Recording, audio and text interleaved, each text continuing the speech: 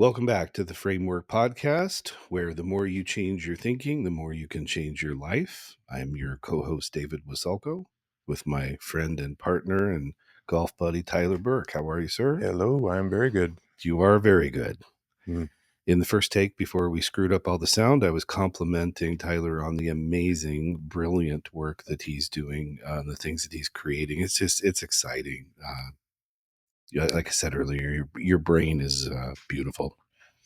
You're being quite nice, but I appreciate it. Very, got some great stuff in development for sure. Yeah. Yep. I can't wait to see it come to fruition, and I'm so excited about what you're already doing with perspectives and everything else. It's just really, you're doing cutting edge, revolutionary, systemic changing stuff, and I love it. I appreciate that very much. Yeah, it's so cool. I appreciate the work that you do a lot. Blushing. Indeed. All right, so tonight I'm going to make a confession. Oh. And that is, you all know how we talk about and teach that prohibitive thinking is really sort of bad. It's deleterious. It writes all kinds of bad rules. It creates damage and all that. There's one prohibitive thought that I'm willing to endorse in perpetuity, and it's the subject of tonight's podcast, which is you don't want to be, please do not be. If you already are, please discontinue being a douchebag. And let me add to this, we're not just talking about men here, even though this is a men's health kind of focused podcast for men and for the women that love them, or maybe don't love them so much. Douchebags come in all genders. So when we talk about douchebaggery, fellas, this is for you. But ladies, please don't think that you're immune from it, because douchebaggery does not discriminate based upon gender. Would you call that a douche bitch? Well, that could go both ways too, I would think. I think that one doesn't discriminate either. That is not pronoun specific. No, I think, you can be a bitch beside whatever equipment you got, just like you can be a douche despite whatever equipment you got. That's great. Okay, so I wanted to just think about, all right, what are the top 10 things that make a person a douchebag? And we create 100. So did that, went into Google, and Google AI generated a really funny list that I think we can talk about. I actually thought you pulled these from my therapy notes. Is that not where this came from? No, these are not directly from client files at all. This is straight out of Google's AI. And then hilariously, we then tried to see if we could run a solution through ChatGPT, and we got a hilarious 12-step program that we're going to have for you folks at the end of this. But we're going to take something that we kind of all know about, but it's the thing that's interesting to me about douchebags is that they're obvious to spot in the wild, and yet the people who are that don't seem to know that they are. Yeah, I was talking more about the people around them just accepting it. Oh, right. Right, just accepting the douchebag. You really are a douchebag if you know you're a douchebag and you remain a douchebag. True. That's a different level of douchebag. Yeah, that's super douche. Yeah, that's super douche. Yeah. And this really does attach to the framework in many ways, because the characteristics of the douchebag or douchebaggery type of behavior definitely fit into mental health stuff and the framework stuff. Separate the person from the douchebag. Absolutely. David. Separate the douche from the douchebaggery. Okay. The number one thing, and it's an obvious thing, yet I don't know if it's all that obvious, because maybe it's in the eye of the beholder, that Google gave us was arrogance and entitlement. And examples of that are thinking that you are superior. One of my favorites, though, is thinking that you are special. And it may shock a lot of people to have a therapist say this directly to you, but I'm here to tell you, I'm so sorry. You're not special. Nobody is special. That you think that you are, or that you think that you should be, is really often a source, if not the source, of the problem. You're not special. And when you think that you are, that's where a lot of arrogance and entitlement comes from. Well, and when you say special, you're talking basically about like a hierarchy, Right. right? You can Yeah. be unique, Yeah. but not better than. Right. And really talking about entitlement. Mm. And I think the funny thing is that that word in popular culture seems to be reserved for, let's say, older generations, referring to, let's say, millennials or Gen Z or whatever. And I think that entitlement is the most pervasive problem affecting all human beings, Mm-hmm. because baby boomers and older are just as filled with entitlement as the youngest generation and everyone in between. Entitlement is not a specific generational problem, it's a specific human problem. Mm-hmm. And that entitlement manifests itself within the mosaic of douchebaggery all the time. Mm-hmm. So, a really great way to know that you're dealing with a douchebag, that you've got some douchebaggery, is you think you're special and therefore you have a sense of entitlement. Mm-hmm. Are we going to also go through like a douche intervention? Yeah, that's our 12-step program. Or are we just hoping that people are going to self-identify? Well, maybe a little bit of both. Yeah. Oh, we do have a 12-step program. We got the 12-step program, Okay. and we're kind of hoping, because you change your thinking, you can change your life. Mm-hmm. This is designed to get you to think, do I think this? Do I have these rules that take me there? Do I get feedback from others that I am doing this, or that I think of myself this way? Mm-hmm. Because if you're dissatisfied with things, you may be an accidental douchebag. Or you may be another kind. There's lots of different flavors and varieties, right? But Mm-hmm. it is certainly douchebaggery to have a sense of entitlement, to believe that you're deserving of things. Is deserve has got nothing to do with it either. Mm-hmm. You're not special. You're not entitled to anything. And you really don't deserve a lot of things that you think you deserve. Or really anything. Or really anything. Mm-hmm. Right. And I do think it's important to point out too, though we're having some fun with this, most people aren't going to wake up in the morning and I'm going to be a douchebag today. Right. And we're probably all come in and out of these things periodically. But some people seem to exhibit these as almost like character traits or something. Yeah, and I like that the second one that you said the most, that many people or most people can come in and out of it. I think that that's true. There's a douche spectrum. That I love that. We got a douchebaggery spectrum. Yeah, that's a great way to think about it. Have you seen that? Do you like Shane Gillis? He talks about racism. I haven't. I confess I don't know who Shane Gillis is. What? I don't know. Okay. He talks about racism as being, he's like, it's not something that it's like on or off, and that typically you are, you're not. Oh, yeah. He's like, it's more like being hungry. Like, I'm not hungry right now. Yeah.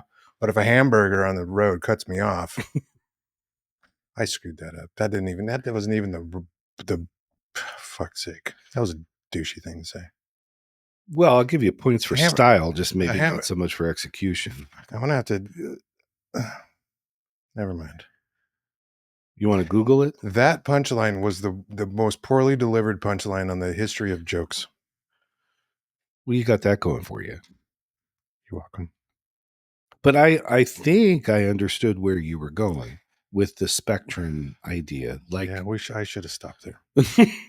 No, I mean, I'll tell you. I mean, to your hungry point, like I think I'm probably hungry all the time. I could eat probably whenever. It's just different shades of. That's because you're white. Hunger. It's because I'm white. It was the race. Okay, never mind. There was the. You guys got to stay with us a little bit, because. Be patient. Go ahead. With what? I don't know. You should just probably go back to what you were doing, and I'll go back to listening. Gotcha. Yeah.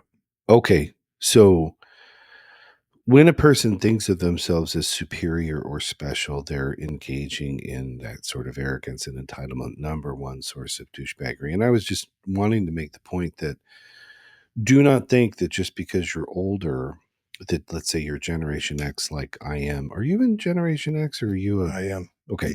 Last year. Okay. Um, so just don't think that just because you're there that you're immune from this entitlement thing because you're not. And entitlement is going to befall the folks that are in Del Boca Vista retirement home just as much as it's going to befall the purple-haired, pierced nose, barista that you think is a problem with the world. Everyone has different elements on this, to your point, like on a spectrum, and it starts with a belief that is erroneous, and the belief is that you're special. Yeah. You're not. There are no snowflakes in humans. There's just snowflakes and snowflakes. That was kind of pretty. Yeah, thank you. Mm-hmm. All right. Painted a picture. Yeah. So, number 2, according to Google, lack of empathy and respect. And so the examples there are things like being dismissive or bullying or really disrespecting boundaries. So, a really good example of disrespecting boundaries and being a douchebag is being in a waiting room and talking on your phone when your phone is on speaker. Oh, for fuck's sake. This is one of your favorites. I want to punch that guy. Yeah. It's the most blatantly like fuck you to the rest of the room. Mm-hmm. I'm the only one that matters Mm-hmm. that I can think of. Yep. I'm all that exists. Good Lord. I'm so important. Yeah. Another one of my favorites is the lack of thank you when someone gets the door held open for them. Mm. There's a douchebag move. That brings it back to entitlement. It brings it back to entitlement. Or the lack of the wave when you let somebody in traffic. Entitlement, douchebaggery. Mm-hmm. So It seems like these are all sort of characteristics of just straight up self-centeredness so far. And probably all the whole list. that sounds like an astute observation. We will play with that momentarily. All right. I like it. All right. Number 3, attention seeking or superficiality. So that can be things like constantly talking about yourself, having a lot of things happening on social media, and being superficial, like really thinking that your appearance is more important than your character is. Your appearance is more important than anything else, or that you're better than others because of it. Mm-hmm. Do you think attention seeking is actually a thing?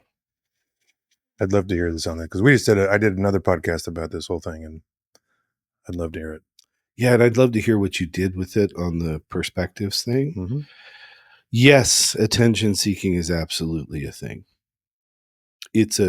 But all behavior is goal directed. We're all trying to accomplish something with the behaviors we select. There's a why behind it. So Right. yes, I think attention seeking is a thing.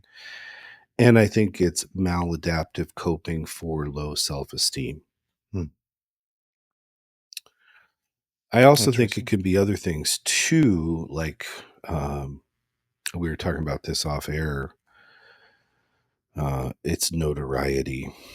And to be kind of timely and to be serious for a moment in a humorous thing. We just had another shooting.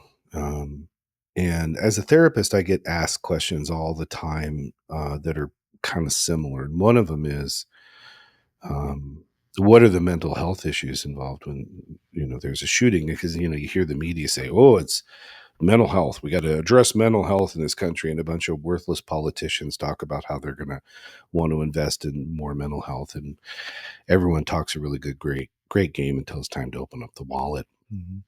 But I don't think that has really much to do with mental health at all. I think that really the reason why this happens is because the shooter is seeking notoriety. That's the goal towards which the behavior is directed, in my view. Mm-hmm. And what drives that is a blending of entitlement and grandiosity. I'm going to make the world remember me. You're going to pay for what you did to me, the perceived injustices that I experienced. I'm going to be powerful. I'm going to change, everybody's life. You're going to Mhm. remember this. And I think it's really notoriety. And that would be the pinnacle and most tragic version of attention seeking, which is why, yes, I think it is a real thing. And it's the Mhm. same thing with martyrdom when you have a suicide bomber. It's notoriety seeking. Mm. It's called, a seat with Allah forever or what, Mhm. but it's notoriety seeking. Yeah. And so this person, let's say douchebag, but this person who did this believed, I think, according to media reports, that it was either the NFL's fault or football's fault for what he believed he had CTE, which is a real thing, chronic traumatic encephalopathy, a real brain disease. Can't really find it or diagnose it until autopsy. There's this Mm. brilliant neurosurgeon or neuroscientific researcher who, for a long time, has been researching this and finding this in the brains of people, particularly NFL players and football players. And the belief has been it's the subconcussive events and the replication of subconcussive events that ends up leading to that.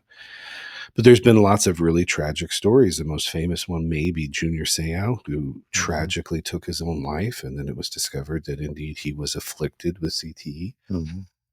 But apparently the shooter was going to the NFL offices somewhere in Manhattan and took the wrong freaking elevator and ended up just shooting whoever was he could find. Mm. Killed 4 people. So when you ask me, is attention Mm. seeking a real thing? Yeah, I think it is. And this is the extreme version. The attention that they're seeking is notoriety. They're Mhm. seeking some twisted form of justice. They're trying to make a point. And yeah, we can call that mental health, but that's not a specific psychiatric condition. I don't know what this guy's psychiatric records say. If, I know he had 2 mental health holds on him, so I'm not Mm. sure what that was about. So I'm sure they're related. But this idea that because someone has depression or because someone has schizophrenia or something, then that's why this kind of thing happens. And the fact is, that's really not true. Like, schizophrenics are more a danger to themselves than they are to anyone else. Unless we're talking about someone who really has a psychotic break or there's truly a homicidal sociopath. There's something in between the mental health stuff and this that I kind of Mm. think leads to that. And to Yeah. me, it's notoriety. I went to Wheat Ridge High School, which is in Jefferson County in Colorado, and it's not too far from Columbine High School. And that was the first ever school shooting. Mhm. And I remember how deeply that affected me because I'd been at Columbine dozens of times for sports and games and stuff like that. And when I Mhm. saw those kids jumping out of that window, and I had tears streaming down my eyes, and I couldn't believe that this was happening all those years ago. And you're sitting there thinking, how could anyone be driven to something like this? Mhm. What seems to me is not an expert on school shootings at all. Don't claim to be, don't aspire to be. But as a mental health informed person and just as a thinking person, the common theme seems to be notoriety. They Mhm. want notoriety. Yeah, no, I mean, I think that, to your point, and really the core of where we took it in our last, in my other podcast, was it's really not just about eyes on you or attention necessary, but what is it making? What is the person getting from behind that? What's the why behind it? Mm-hmm. What is the feelings that are getting invoked during it? Mm-hmm. Not necessarily just eyes on you. Mm-hmm. Yeah. And listening to that, Mhm. I could see um, reputation being Mhm. a part of that. And I think Mhm. that would be consistent also with notoriety. Mhm. Because what is the notoriety? I want to establish this reputation as this person who did this thing, and I'll never be forgotten. Mhm. And you'll never forget that you wronged me or that Right. I made you pay for what I think you had to pay for. And Right. that is a twisted form of entitlement, Yeah. right? Yeah. So on our spectrum idea, which we laughed about, but I think is really astute and really important, this version of stuff would be on this end of that Mhm. sort of spectrum. And then on the other end of the spectrum about attention seeking and superficiality would be something really low level like Mhm. appearance or what have you. Mhm. But it's all attention seeking. Sure. I mean, we all know what a thirst trap is. Tell me that's not attention seeking. Mhm. And tell me that's not douchebaggery, Yeah. right? Yep. Yeah. Okay. Number 4, toxic behaviors. So I'm glad that Google shit this one out because I refuse to endorse this idea of toxic masculinity, right? Um, Toxic behavior, yes. And toxic behavior, like douchebaggery, affects Mhm. all genders, right? So toxic behaviors. Google came up with things like gossiping. I guess that would be on this end of the continuum. Um, Being really combative or aggressive, probably more over here. Blaming others is an example of toxic behaviors. So those are all douchebaggery traits. And really what that comes down to is being dishonest, being unwilling to be held accountable, being unwilling to take responsibility for the consequences of what you do, intended or not. Mhm. Um, so those would be consistent with douchebaggery. Hey, it's not my fault. It's your fault or their fault or this fault. Yeah. And I'm the innocent victim. Mm. That's the other trigger word for me. It is ego and victim. And victims. Yeah. Those are your two big ones. Quite related oftentimes. Like peanut butter and jelly. Yeah. Yeah, they do go together. Yeah. They do go together a lot. Mhm. All right. This one was really interesting to me. I was surprised by this one in Google research.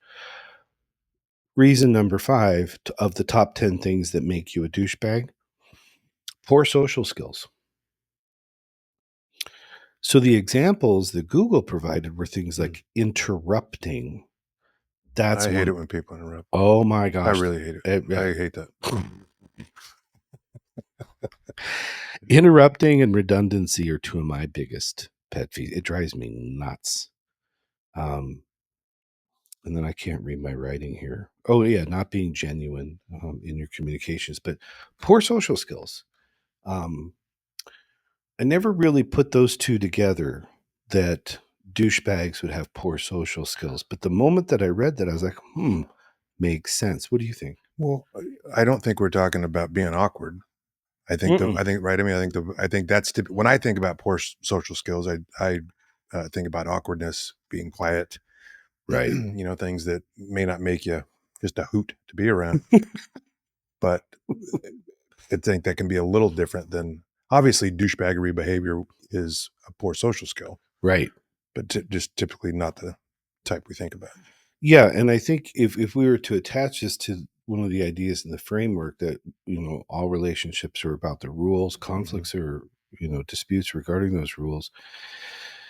If you got poor social skills, there's a good chance that you got some bad rules and therefore don't show up well Mhm. socially. Mhm. And I wrote down a list of some of those. One of them may be I have to be better than others or the best or one up people all the time. Mhm. Well, that's a terrible social skill, and you may interrupt people Mhm. to facilitate that. But the idea that you have to be the best or that you're better than others or that you got to one up others may be a good example of a bad rule that shows up in your poor social skills. Well, and you've probably got, if you think about the opposite of that, there's likely a prohibitive thought of, maybe I'm not good enough, or I'm a piece of shit, which is also why you're quiet or unsocial. Well done. Well done. Absolutely. Another rule may be I am always right or I have to be right. We Mhm. might call this the expert. So if you're Mhm. in an interpersonal relationship and you're just having a discussion or a debate or a conflict or an argument and you always have to be right, Mhm. That's a douchebaggery thing right there. And to your point about the first one, likely a really good prohibitive thought that's driving that rule, because Mhm. prohibitive thoughts write bad rules all Mhm. the time. Yeah. Yeah. Okay. I identify with the needing to be right one, usually. I think we all can. Tell me about that. I just think it comes up a lot. I think that I think I have a fair amount of confidence in some areas, and that leads to me, to a fault, probably getting into that and Mm, struggling with that. I don't know why I'm behind it. mm, mm. Interesting. Yeah, I frequently say the phrase, I may be wrong, which happens with alarming frequency, but you know, and I think that maybe Well, that's the bitch of it. I'm wrong all the fucking time. right. So I need having the feeling like you need to be right sometimes, yet being wrong most of the time is a conundrum.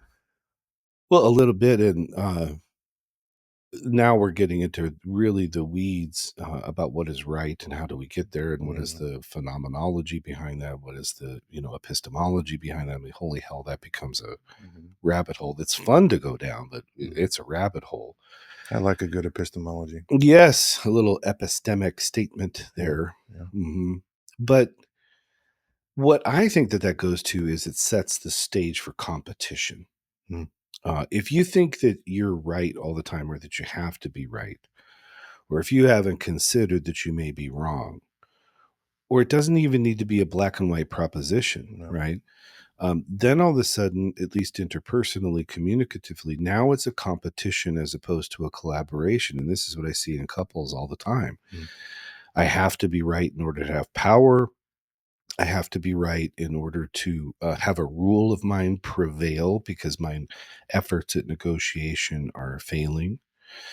I have to be right because if I can be right and everybody else can be wrong, then I can think better of myself and sort of manufacture a false sense of self esteem, because I can stand in judgment of everybody else and think of myself as magnificent while everyone else is a loser. And I can just be in my little own douchebaggery bubble. mm.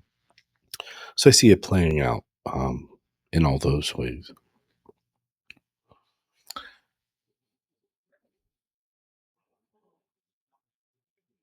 Do you think it's intentional?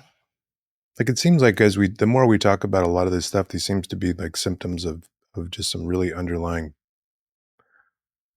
brokenness. So I love that question. And my answer is yes, with a qualifier.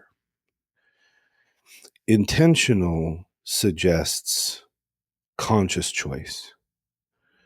What I would say is all behavior is goal directed. So I think it's goal directed. Fair. And I think that self awareness is what lets us know that there is the goal that we're trying to achieve. And I think a lot of times there isn't enough self awareness to know the goal towards which the behavior is directed. And that's when we have habit occurring, or pattern, Yeah. which I always say is behavior in the absence of thought. So when you ask me, do you think it's intentional? I don't mean to give a yeah, but answer. Mhm. I think it's intentional in the sense that all behavior is goal directed. I don't think it's intentional in the sense that that would mean that there was conscious awareness of the possession of my own douchebaggery and me continuing to advance it on purpose. Mhm. So it may be the case that douchebaggery is the unintended consequences of well intentioned efforts, Mhm. or distorted efforts. Um, that's why I started this by saying I kind of think that a lot of people who are clearly douchebags don't know that they are, Mhm. or that somehow, and I think you said this, that it just sort of gets accepted. So a great example might be like Jersey Shore. You remember that shit? Mhm. If you're in a culture where it's acceptable to have, highlighted tips and spiked hairs and wear a wife beater and a giant gold chain and do that whole thing, if that's the cultural norm, then we've all kind of endorsed or accepted a global douchebaggery, right? But if you're outside of Jersey, and that's why the show was so popular, everyone's looking at this and saying, my God, these people are such douchebags. How do they get away with this? How do they? Mhm. Now, did they know that they were douchebags? Maybe. And maybe they sort of pimped that to sell the show. But I'd be willing to bet that they didn't think of themselves that way or were not doing that intentionally or on Mhm. purpose. I think that's just how they did what they did. Mhm. So that's kind of how I would answer that. What do you think about that? Well, I'd like to think that people are just doing the best they can with what they've got. Mm-hmm. Um, yeah, along the lines of what you were talking about, and it being, maybe just a swing and a miss of an attempt. Yeah. Yeah. A swing and a miss is a good analogy. I like that. And to your point, I like to think that way too. And I do think that way too, with one additional thing at the end of that sentence. All people are doing the best they can at all times with what they have to work with at their current level of understanding. Hmm. To me, that's the maxim. And so that's sort of the whole point of the podcast. If you change your thinking, you can change your Mhm. life. The more you change your thinking, the more you change your life. Our humorous attempt here is to get you thinking about douchebaggery. Mhm. And we're saying it's okay to have the prohibitive thought, I don't want to be a douchebag. We say, agreed, Mhm. let's not do that. But then when we dive into the meme or the stereotype of douchebaggery and trying to understand it, what do we see? We see the application of the framework. We see a ton of prohibitive thinking. We see a lot of bad rules.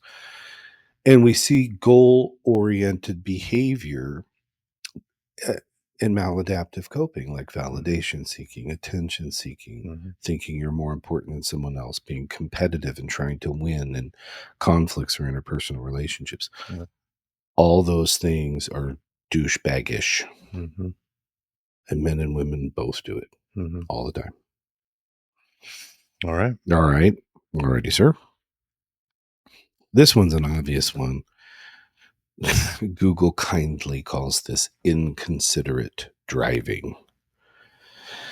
And Uh, I'll tell you what, here in the 480 in Arizona, oh my holy God. I mean, second only to California, this place is goddamn nuts. mhm. From the super jacked up trucks from the small dicked idiots that are driving around to we got a race every time we're at a light, to Mhm. people paying pole position when they see the light change and they're trying to get to the unoccupied lane so they can speed up and we can all get caught at the next stoplight, Yeah. to the driving 9,000 miles an hour down the 202 or the 101 and hopping in the HOV lane and setting your cruise control at 72 and making everyone crazy. All those You're things. getting a little fired up right now. Oh, baby. It's to the point where you can't go from here to there Yeah. without encountering a douchebag in the wild. Yeah.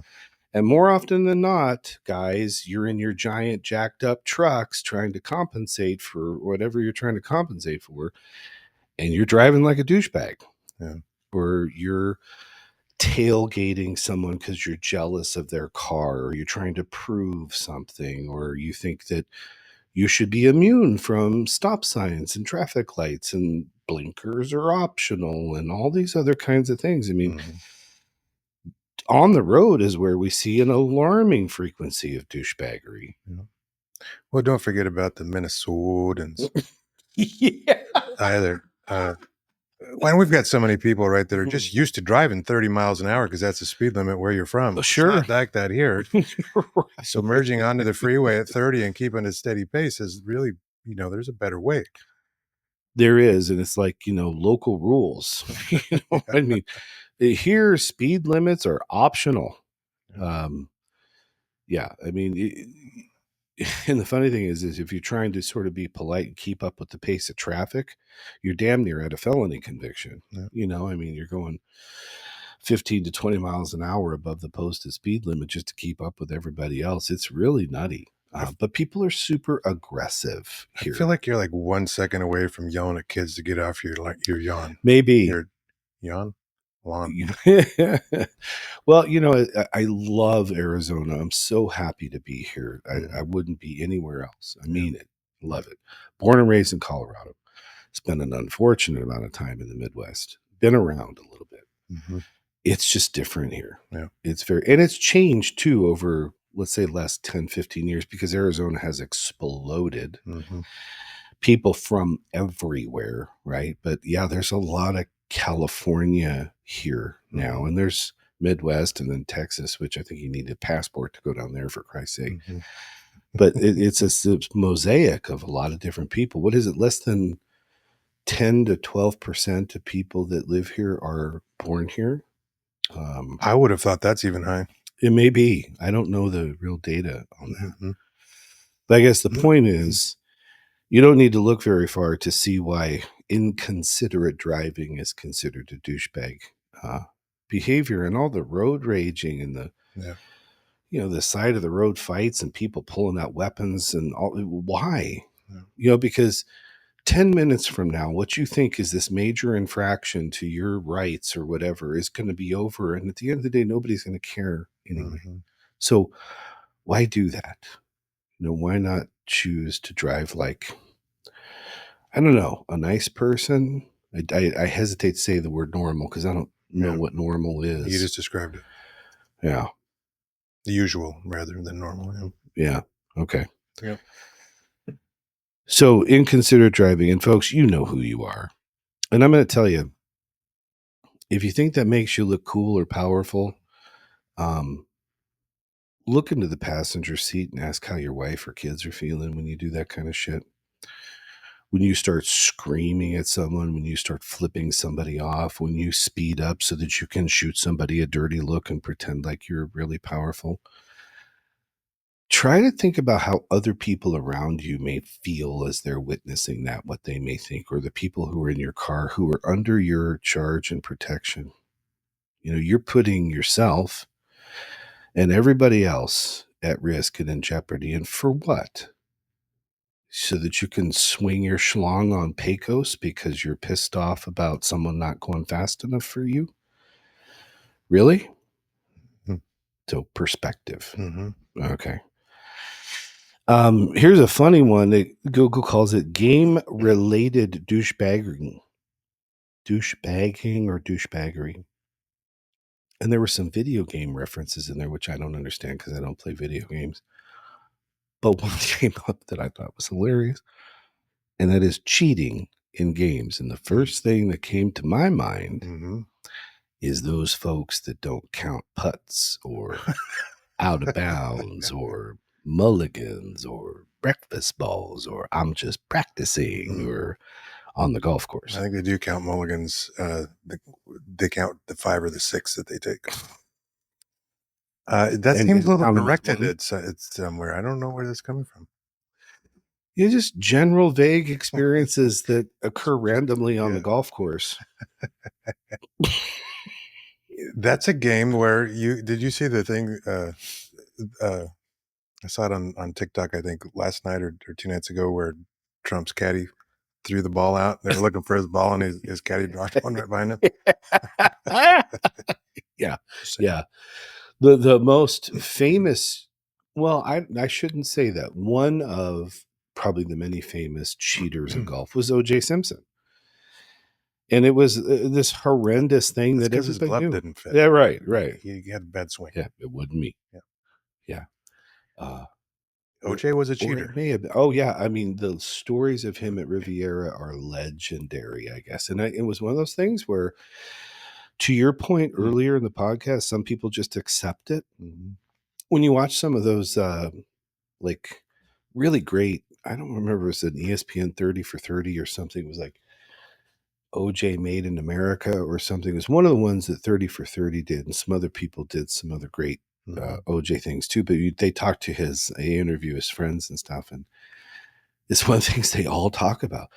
Dude would tee the ball up from the rough and pretend like he, or it would be one of those things that the shot went like in another county and, it's right here in the fairway. I must have got a lucky bounce, and he just cheated all over the place. And that is a douchebag move, especially in golf. Golf is The honor system, right? You call penalties on yourself. You play by local rules and USGA rules. Like, what the Everything's about relationships, David.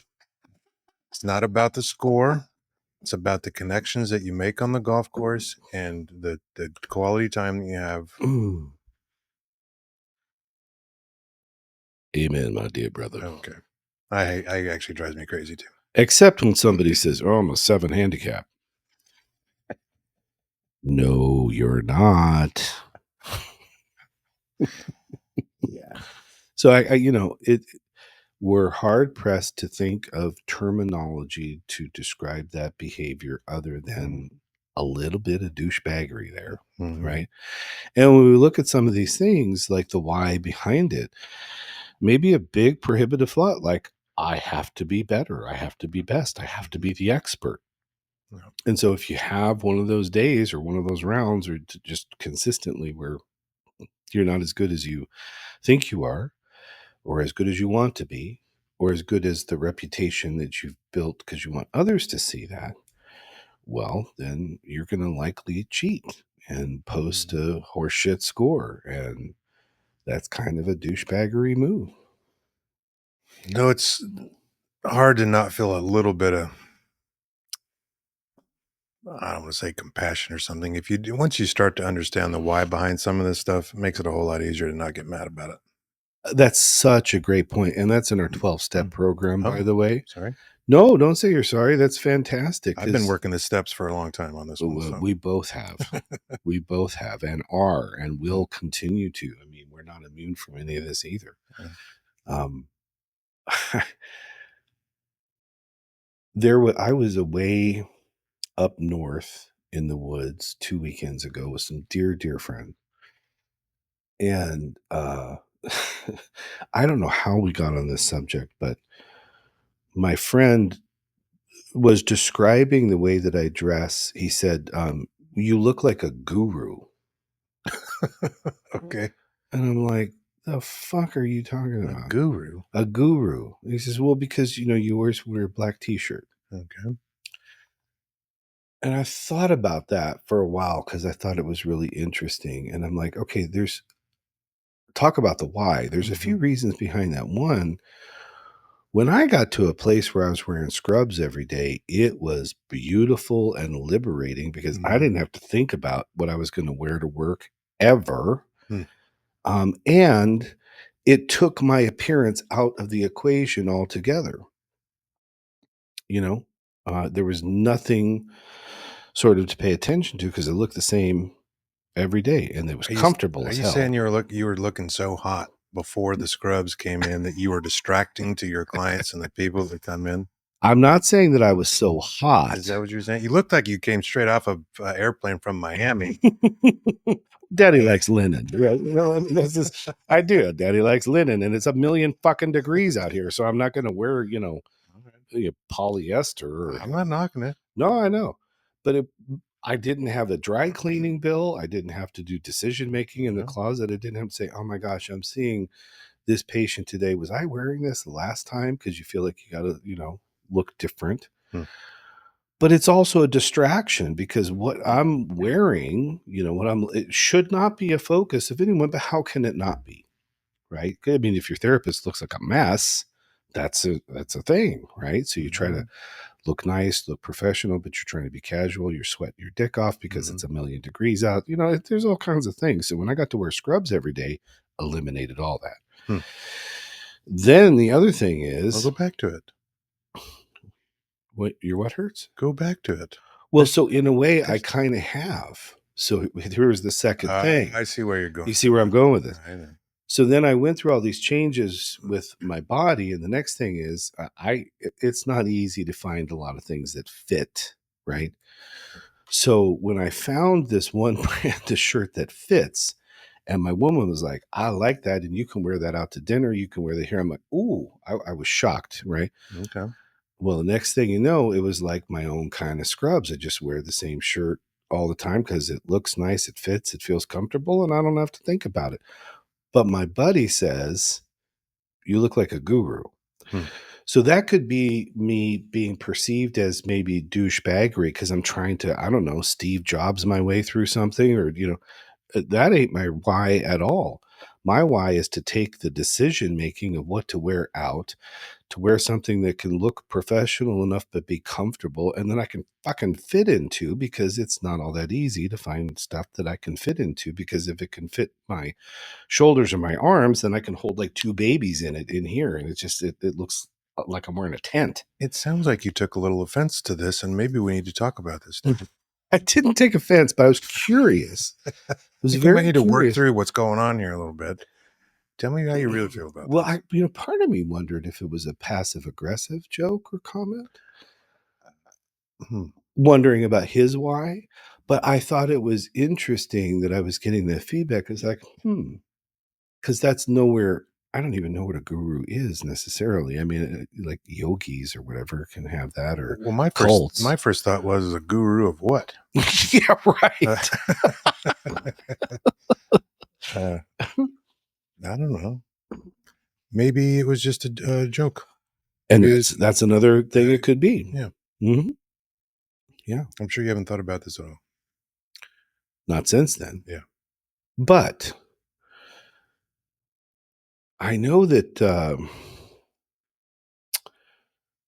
some people who were critical of Senator Mark Kelly, of all the reasons to be critical, they were critical of him because he was doing some interviews. He was wearing a black T-shirt, and they were making fun of that, saying he's trying to look like a tough guy. Like, he's not trying to look like a tough guy. He's just wearing a fucking black T-shirt, right? So what this gets to, really, my point is attributions about someone else's why, Hmm. as opposed to inquiry about someone's why. Hmm. And that's an important thing in ferreting out the douchebaggery thing. To your point earlier, like, what's the why? Hmm. Go ahead. I was just thinking, I think I actually remember that commercial, and I'm pretty sure that was a pretty skin tight shirt. It was a bit tight. Yeah. Yeah. Maybe it got shrunk in the wash. It, yeah. The person he has that does his laundry made a mistake. Yeah. Yeah. We'll go with that. Yeah. Okay. Yeah. All right. So somehow we got to T-shirts from cheating at golf and game-related douchebaggery, but We went from golf to Mark Kelly's, and I don't know. yeah, but it's all related. Yeah. Yeah. Welcome to the ADD podcast. Okay. This podcast is not sponsored by Mark Kelly, and we're not saying that he's a douchebag. Nor is this a paid He endorsement. does not endorse it either. That's right. Okay. Google picked dressing. That's kind of actually how you dress. So that Google picked that. So Oh, are we skipping that one? no, we don't After have all to skip it. No, okay. or we Or did may we have just done talk it. about it? You're what? I said, are we skipping that one, or did we just talk about it? I think we kind of just accidentally talked about it. Did 8 without announcing it. Did you see what I did right there? I saw what you did right there. A moment of douchebaggery for me in my life was in 6th grade wearing parachute pants. Oh, That was douchebaggery at its finest. I did it. I had pink ones. Stop it. You had pink parachute pants? Yeah. Pink. It's the parachute pants was the period in time that came directly after wearing my mother's sweatpants. Gotcha. Copy that. Different reasons. Indeed. And then I discovered jeans. I was in 6th grade the first time I wore a pair of jeans. Oh. Isn't that weird? People were shocked. Speaking of that, people were shocked. Is that weird? I used to wear, no one cares about this, but I'm going to say it. I used to wear parachute pants with those moon boots, snow boots from like Napoleon Dynamite style. I'd wear that shit in the summer. Okay, that's a little strange. Yeah. I love that you just used the moon boots reference. You and I are both from Colorado. Yeah. Where it snows by the foot every time it does. I know. Moon boots were the thing, and that's how you got through snow. And when you're a kid, it's like a slipper with a thick sole. You just you whip those things off when you get to school or you get home, and you do your own thing. You get all sweaty and just it makes your feet really hot. Yeah. But moon boots and parachute I'm pants having flashbacks right is now. quite the combo. Mhm. Yeah. My parachute pants were black. They were temporary. They were not so fabulous, but I may have also been doing the Super Bowl shuffle from the 85 Bears whilst wearing said parachute pants.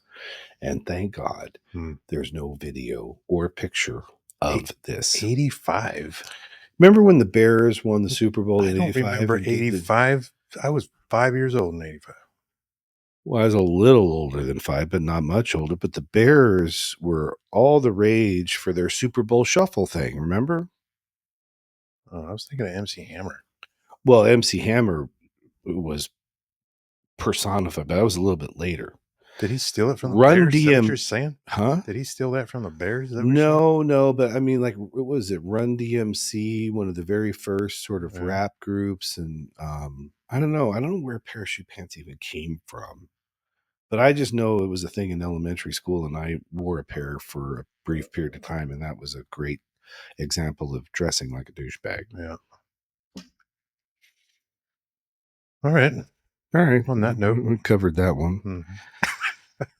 Uh, being a know-it-all, number 9, big douchebag move. Yeah. And there's a really good chance that there's a lot of prohibitive thinking in that writing rules that you have to be that. Mhm. And one good example that you may not necessarily see the direct correlation in addition to sort of always needing to be right, people who are rude to service workers. Mhm. One of the things I remember Arnold Lazarus, a very famous psychologist who came up with something called multimodal therapy. He also did really great work on challenging uh, therapy belief about boundaries. He was much more comfortable with thinking about boundaries differently than the standard, and I loved both. Brilliant guy, marvelous guy. Hmm. Um, Arnold Lazarus would talk about this, and he would say that he would talk to all of his clients and say a wonderful litmus test in evaluating a potential partner or mate is how do they treat what in that day, those days, the language was underlings. Now we would call them service workers. George Carlin has a field day with this because of the change of language. But waiters, waitresses, valets, anybody who's a service worker, Hmm. if you're rude to them, if you're shitty to them, if you think that you're better than, and you're sort of this know-it-all and you're above and all those things. One of the best ways to see another person let that come out in the wild is to see how they treat those whom they believe are of lower station. Hmm. Of lower station. That would be language that I might select. I don't know if that's appropriate or not. You did select that language. I did. Yeah. Um, it's interesting that that's the group or the roles that we're talking about being like devalued Yeah. or something. That's very different in my world and most of my life. Anytime we talk about people that are devalued, it's people with disabilities, Mm-hmm.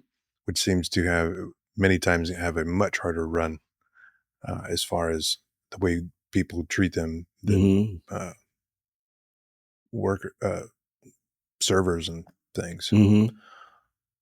I like to mess around with servers. Are you confessing douchebaggery at this point in time? How do you like to mess around with servers? Banter, David. Oh, banter. Banter. Yes. Well, that's not messing around. Well, that's not messing with. That's messing I like to around do with. that, and sometimes I do come off like a dick. I do know that. Really? Yeah.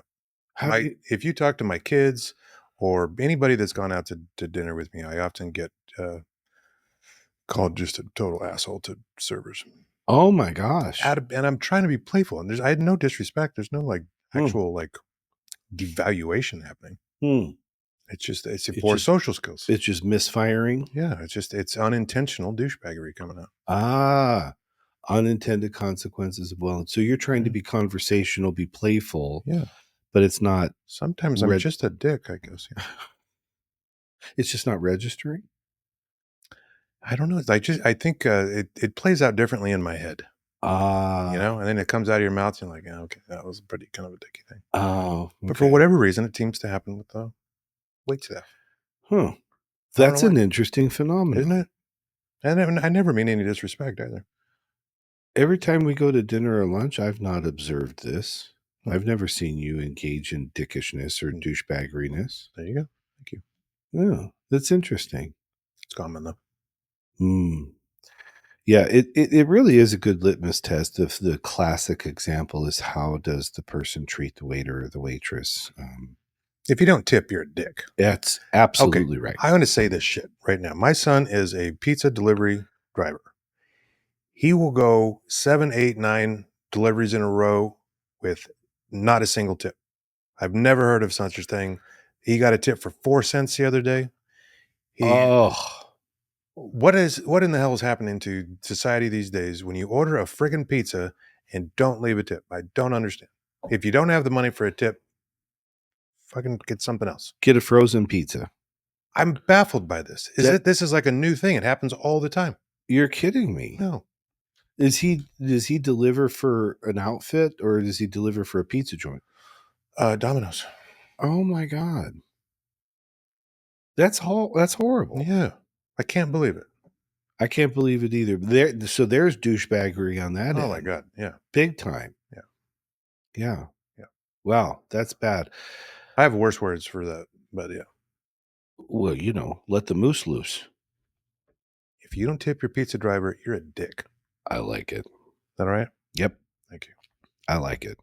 That is dickishness Yeah. par It's a excellence. small one. It's a never mind. We should Yeah. move on. Now, I think that this doesn't apply to your son's case at all. But I think that this is also a reaction to corporate douchebaggery, which is automatically putting in all kinds of high tip shit for something nobody's done. So if I walk up to the counter at the Mhm. restaurant, I order my own thing, and then I pick up my own thing when it comes out of the kitchen. No, I'm not leaving you a tip, you fuck, because you haven't done anything other than your job.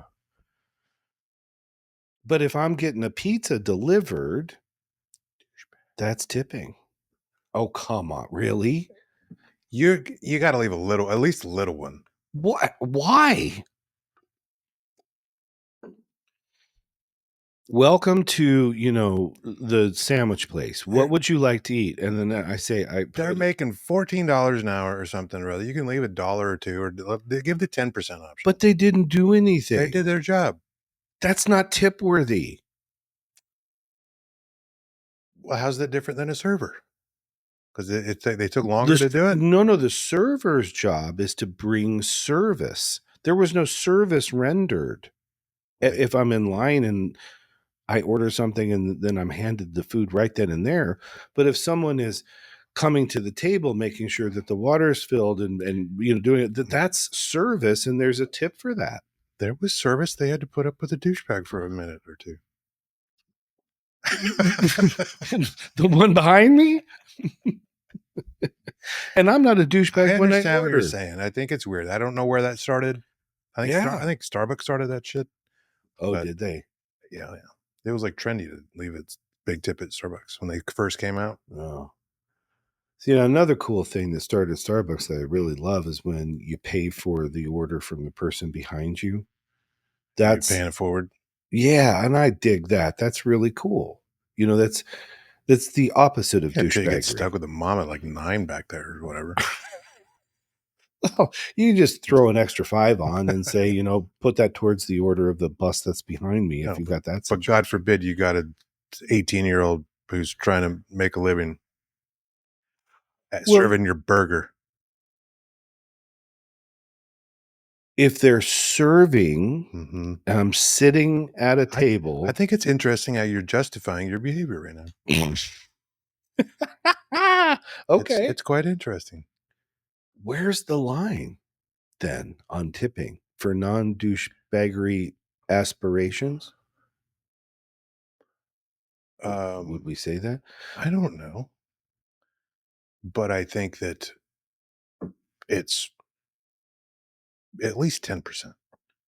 If there's a transaction going on and they give you the tip prompt, you should do at least 10. Saying no, it's kind of a Really? douche move. Yeah. So I'm a douchebag by holding the line on that one. I mean, I wouldn't say that kind of shit in public, but yeah, Well, if I go to get my I understand your thinking. yeah, if I get my beard trimmed, yeah, automatically I give a tip. If I go to a restaurant, automatically I give a tip. Um, when I go to the golf course, the guy that cleans the clubs, tip every Yeah. time. If you assholes are already down there and I got to walk down and then they just drive me down instead Yeah. to the driving, I Yeah. give them a tip. Well, don't show up 5 minutes before the fucking tea time, and you don't have to walk down by yourself. I'm going to start showing up 5 minutes for the tea time because last Sunday I learned something aside from the fact that I need to not confuse AM and PM when I set my alarm, which was an unintentional douchebag move and I missed the front nine. Yeah. But I'm so proud of myself that I resurrected the back nine and I showed up and I played anyway. But Yep. my point there Uh-huh. is I have been over, I'm not good prepping. I when I do lectures, when I do podcasts, when I do therapy, I'm good on my feet. I'm good spontaneous. If I Mhm. prep a bunch of things, it's not going to be anywhere near as good. I think golf taught me that lesson on Sunday.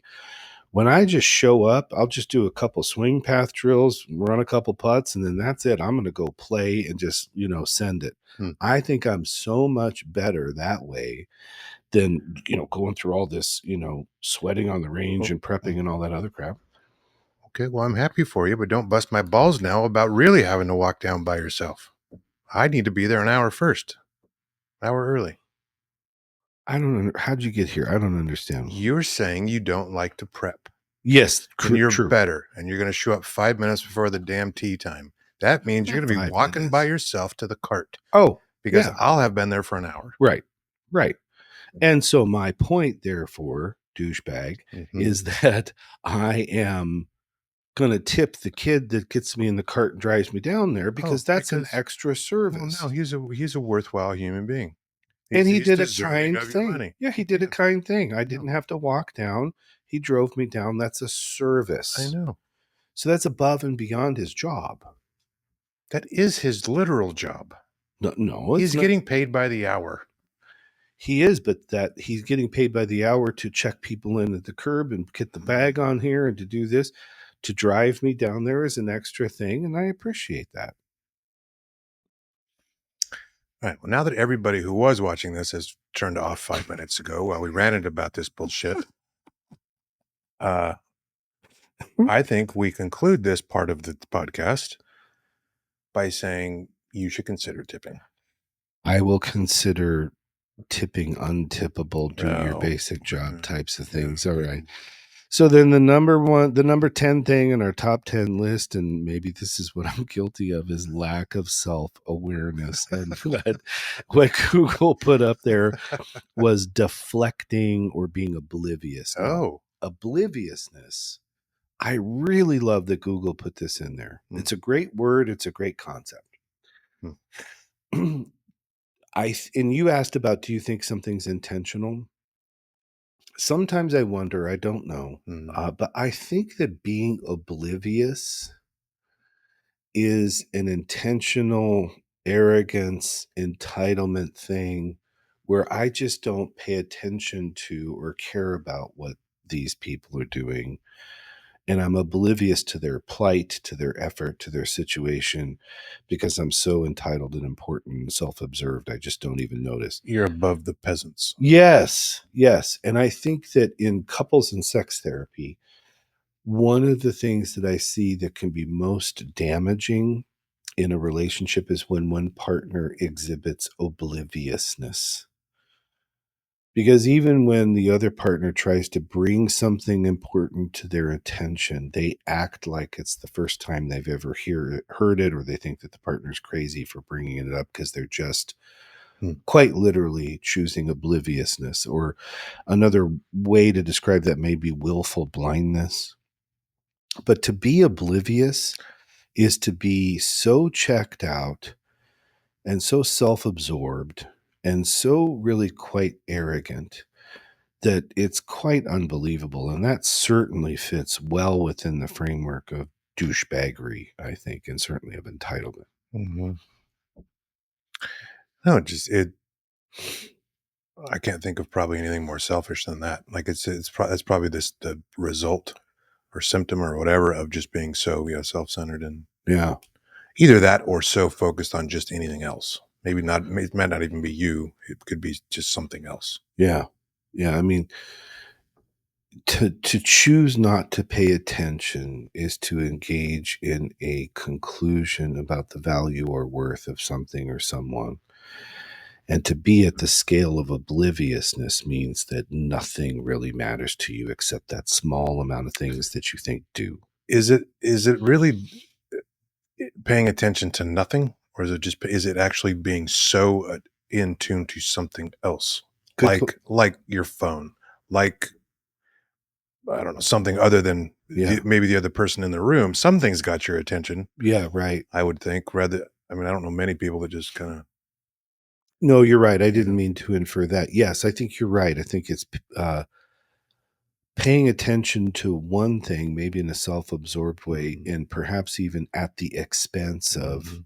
others. So the phone thing, nothing drives me more insane than someone who's at dinner with someone else or at lunch with someone else and they're doing this, Mhm. or they're sitting on the couch doing this while someone is cooking dinner. Get up off your ass, go in there and see if you can help with dinner. Or, God forbid, get up off your ass, put the bug light down, and go make dinner. The bug light. Yeah, I call it the bug light. That phone is a bug light. People are like, they're glued to it, Yeah. you know, or being oblivious so that you're, walking across the street looking at your bug light, and then you go down the manhole or you cause Mhm, an act or whatever, mhm, obliviousness mhm. is a pretty douchebag move, I think. Hmm. All right. All right. So, with all this douchebaggery, we got the top 10 as defined by Google and had some fun with it and All right. attached it to the framework because that's the value of the framework. It is universally applicable, right? Because what did we come to? We came to our principles, we came to our why and why what. We talked about prohibitive and affirmative thinking. We talked about the rules. This is a framework, right? Mhm, So now we go to Chat GPT, which was freaking hilarious, mhm. about a 12-step program for assisting or healing or mitigating douchebaggery. So we can't take credit for this. ChatGPT did it, but There we you talk go. about. Mhm. So notice non-douchebaggery, not taking credit for other people's Well done. work, right? Yeah, well done. Cite your sources, There you go. right? Don't play with loaded clubs. Did I say that? All right. Number one, admit you're the problem.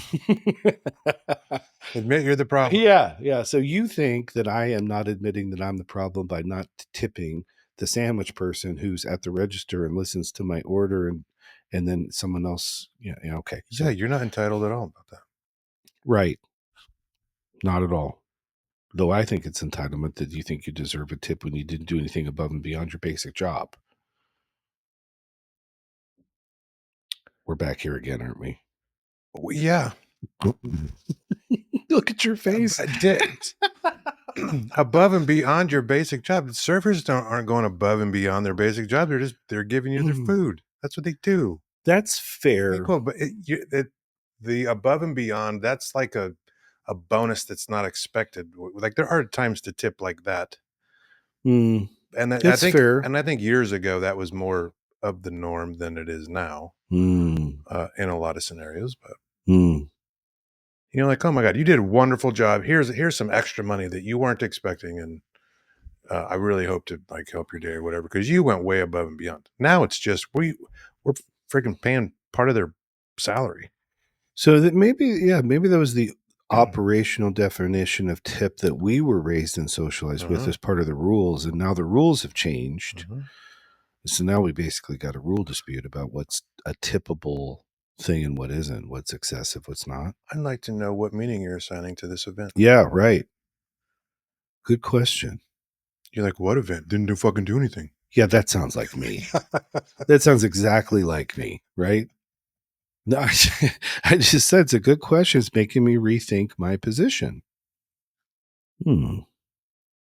What meaning do I assign to that event? I have to confess that I think the meaning that I was previously assigning to it was a person thought they were entitled to a tip when they didn't do anything tip worthy. Mm-hmm.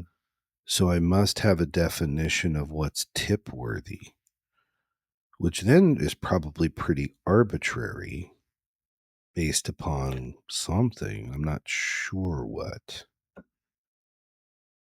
Yeah. I think it's less about tip worthy and just helping somebody make a wage because they're not making shit. And even when we're like, well, they're making $15 or $16 an hour. Yeah, but freaking rent is Oh four my grand or God. something. Like it's 15 to 16 hours ain't shit. yeah, Or dollars an hour is, yeah. yeah. Yeah. So, you're reframing tipping to be an act of social benevolence as opposed to a Extra benefit. reward for going above and beyond. It's like a reward. Interesting.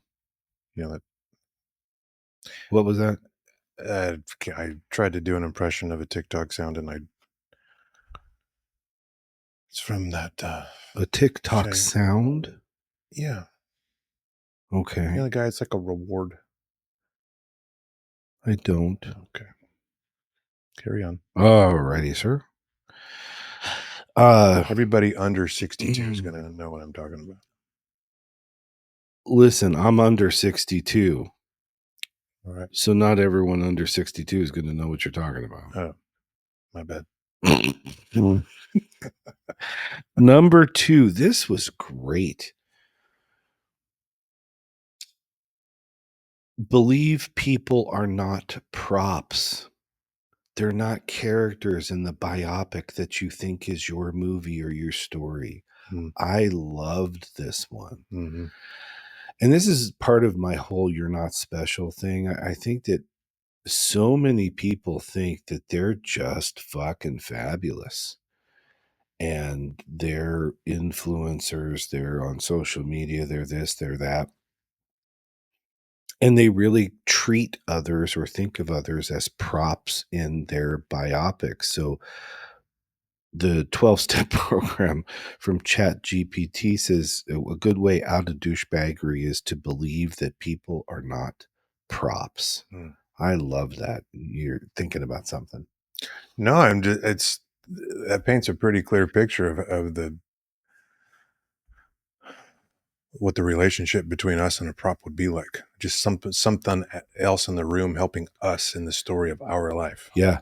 Yeah. Yeah. Something to be used, something to be discarded. And I tell you, one of the most painful things that's happening in the world, and it's happening to parents all the time, and it's happening to others all the time, is they're being erased and they're being discarded because they're props, they're disposable.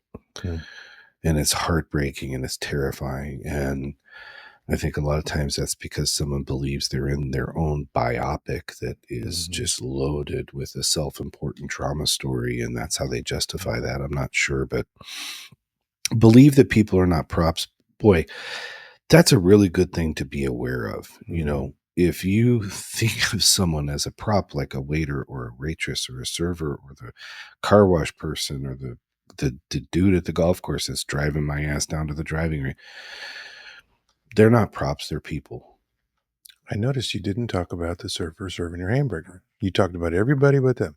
I didn't talk about servers and the guy the list you just gave was all the people you tipped. Did you notice that? Yeah, I did. And because I still don't want to include the cashier. That's who I don't want to tip, is the cashier. So the cashier is your prop. You didn't. That was the one role that you didn't include in the list. Damn it, you're right. You're right. I know. I'm always right. Right. Remember? Yes, I do. I do. That's one of your rules. All right. Number 3, stop talking over everyone. Oh God, is this a good one? Because interrupting is You one notice of that I chose to not interrupt you. right, right. Yeah. I did that on purpose. Yes, you did. Yeah. I hate when Interrupting, talking over people, waiting to talk instead of actually listening, all of those things, that's definitely douchebaggery par excellence in relationship. So stop talking over everyone. And God forbid, take a minute to actually listen to what people are saying.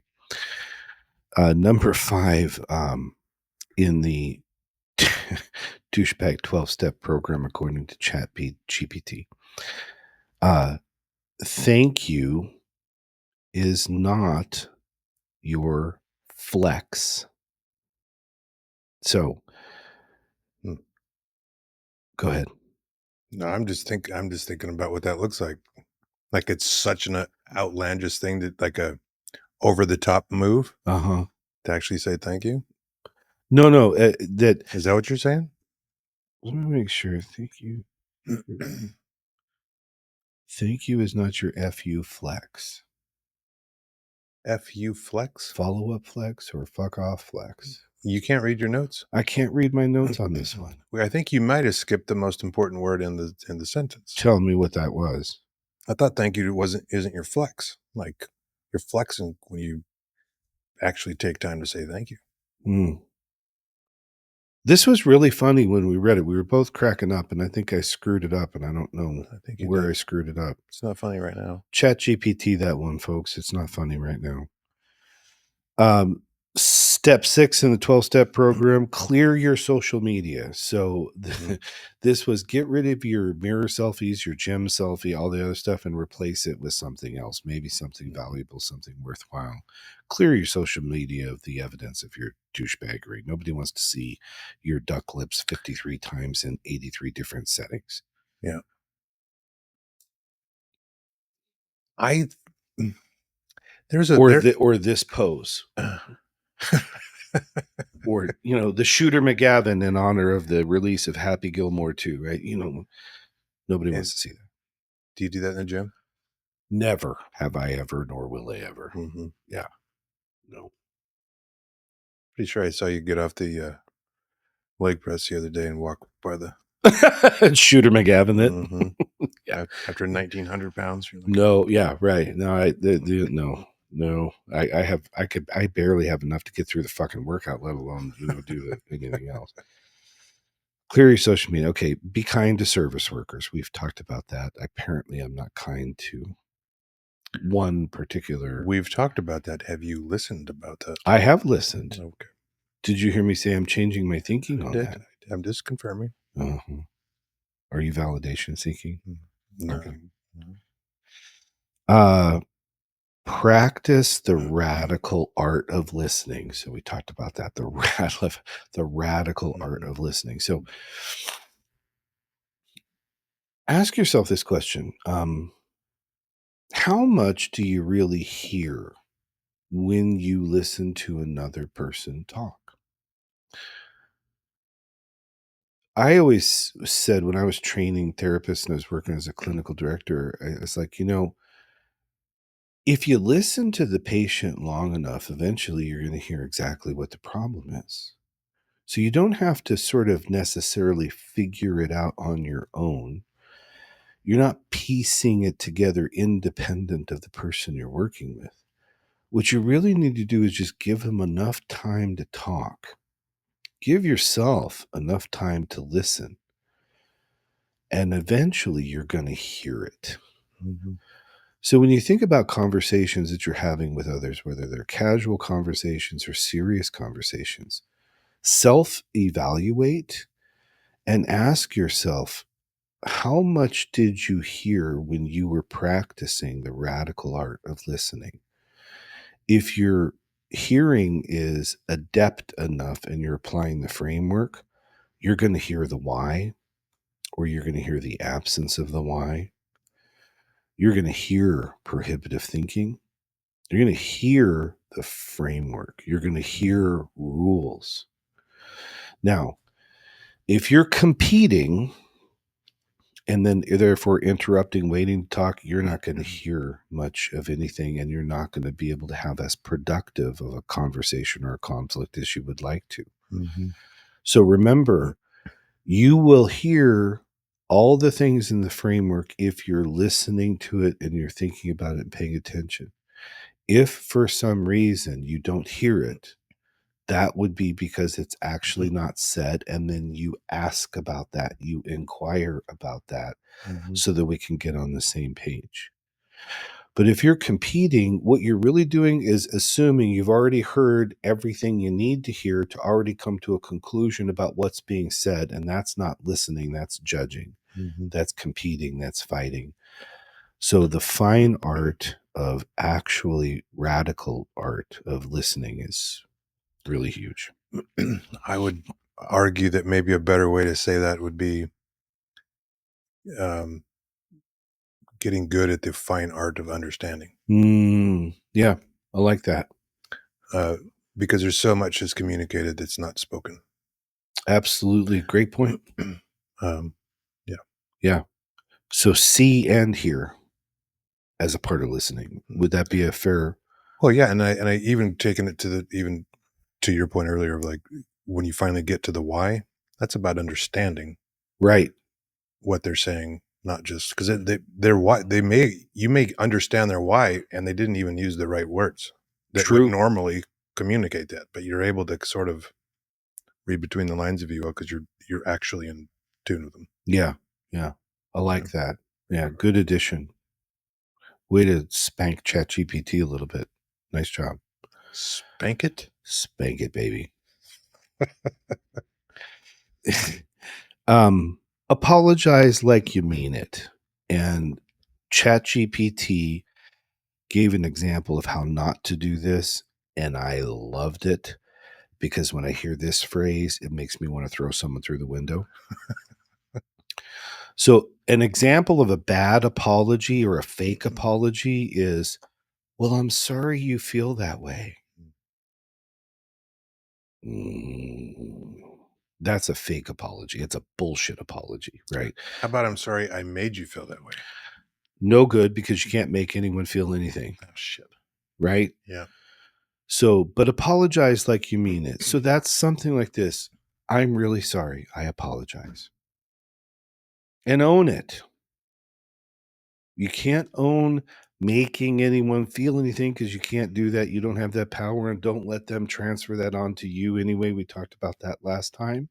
But give a real apology, an honest, vulnerable, if you got to eat the shit sandwich, eat the shit sandwich.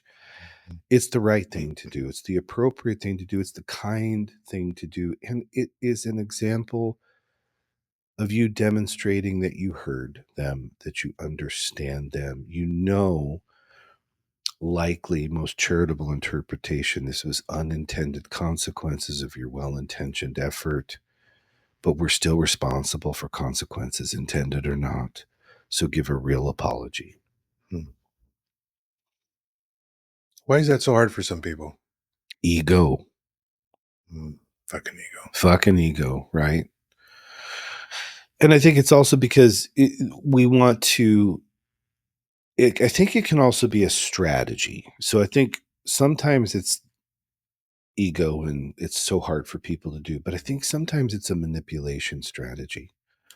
When a person says, well, I'm sorry you feel that way, that's code for it's still your fucking problem and I'm shutting down this conversation and I'm not, taking responsibility for anything. Hmm. So I think it's a manipulation technique sometimes. And then other times I think it's evidence that a person's ego or something else just is preventing them from owning the consequences of their behavior or their communication. Hmm. Interesting. Yeah. Either way, bad juju, make a real apology or don't fucking do it. Yeah. Yeah. Yeah. Okay. Seek to uplift others. That's a great antidote for douchebaggery. Mm-hmm. I like that. Here's a good one I think it too. was Oh, I'm sorry. wasn't it be a mentor to other douchebags, or is that it coming up still? That's the last Oh shit. one. You just Blew jumped the the shark and fuck's sake. I thought blew. that was a okay. Was 12, not I 10. thought you wrote it down wrong. Of course you did. Not like it's ever happened. It just did. And not only that, my old eyes couldn't see it. I need my Yeah. peepers to see my own chicken scratch. Yeah. Okay, so seek to uplift others. 11 is embrace growth, not just gain. That's a really good one, too. We both, I think, I don't mean to speak for you, but I think we both, when that one came out, you were reading it on the computer, we both went, Hmm. hmm. Hmm. Tell me what made you go, on that one, because I did the same thing. I'm still processing through the difference in growth and gain. Hmm. Other than, are we talking about, see, where my mind's going, I don't think we're talking about douchebaggery. Growth versus gain to me, like growth sounds like the process. Hmm. Well, that Gain seems like the result. And I'm sure that's not what they're talking about in this fucking article. it's a good point. My interpretation is a douchebag only focuses on what there is to gain, whereas a non-douchebag is looking at embracing sort of growth opportunities. So to your point, if that links Hmm. together, if you're focused on process and not result, you're not being a douchebag. Seems like an unrelated thought. Yeah, could be. But so say what the fuck you said again. Sorry. What you It's said again? okay. Embrace growth, not just gain. So for example, if you're in a if you're competing, let's say with your spouse, then the gain there is I'm going to win, they're going to lose. It's a zero sum game. There's a winner, there's a loser. Hmm. Whereas if we're doing conflict well and properly, the benefit of doing conflict is it contains the potential for relationship enhancement. So the growth that appears is you can both, excuse me, grow together instead of focusing only on the gain, which is the outcome, which is I win and I'm right and you're wrong and fuck you, Hmm. right? That's how I understand or interpret that, but I could be wrong. Wish you'd have wrote down the example it gave us. Me too. If only there were a way to look that up. Okay. And then Wait, finally, number 12. number 12. Do you want to say, because you already did? I don't, I'll misquote it. I don't remember it. Help the next douchebag find redemption. Hmm. So if you're a douchebag and you're going through the 12-step program, you're going to recognize other douchebags in the wild, Mhm. help them out to find redemption. That's hilarious. And it ends on a relatively positive note too, because I think we're probably all at least somewhat partially recovering douchebags. Um, I'll just speak for myself, and I'm still in process of it. Yeah, I think Um, I'm still in recovery as well. yeah, and not to just self-deprecate for the sake of that, but Right. this is a funny way to talk about probably most of the things that we always talk about. Which was the intent from the very beginning. And as you said at the very beginning, none of us set out to do or commit douchebaggery acts, Mhm. right? So what's the takeaway here? Honestly, with the humor and the going back and forth and everything, to me, the takeaway is self-awareness. I learned something about myself today in this discussion that I didn't realize was there. So the more self-aware we are about our why and our prohibitive thinking and our rules, the more likely we are to become that good person we aspire to become, that good partner, that good parent, that good boss, that good employee, that good citizen, whatever it is. And though it seems that there is a large proportion of people who are definitely douchebags and somehow don't seem to know it, the truth is that, to your word, it's on a spectrum and we all do douchebaggish, douchebaggery things. Mhm. And really, the antidote to that is honesty, truth, and self awareness. Mhm. So, the more that we're aware of these things and our thinking and all the other things, the better off everyone is going to be. Mhm. And like always, and one of the things I always appreciate about this conversation and the things that we talk about is gaining some better and more appropriate language as we talk about some of these things, and Mm. being able to communicate with partners, friends, family, children, all of it. Mhm. So as we do kind of are able to call some of these things out in ourselves and maybe the people around us, uh, hopefully we've given some language that helps that communication. I like that. Yeah. So the more you change your thinking, the more you can change your life. Mm. You're going to change your thinking about how you banter with waiters and waitresses. You're going to start I'm going tipping. to change my thinking about tipping the cashier. Mm. And hopefully somebody thinks about changing the score they post at the end of their golf round. Everybody, thank you for tuning in. As always, please send comments, questions to us. Like, subscribe, share this with your friends. It's on the YouTube channel. It's on my website. We would love your feedback. We love the feedback that we're getting. We'd love more of it. And pretty soon, we'd like to be able to do a podcast on stuff that you're coming up with, stuff that you're experiencing. Mm-hmm. So send in your ideas, your comments, your thoughts, your objections, your fuck yous, your this was hilarious, whatever it is. Mm-hmm. It's all welcome, and we read all of it and we take it all to heart and appreciate it. All feedback is great Mm-hmm. and welcome. So thank you for tuning in. And remember, change your thinking, you can change your life. So this has been the Framework Podcast. I'm David. I'm Tyler. And if your girlfriend sent you a clip from here, kind of nudging you on the arm, sorry about that. Yeah. Yeah. And tip your fucking pizza delivery driver. Oh, shit. Yeah. Have a good night. Good night.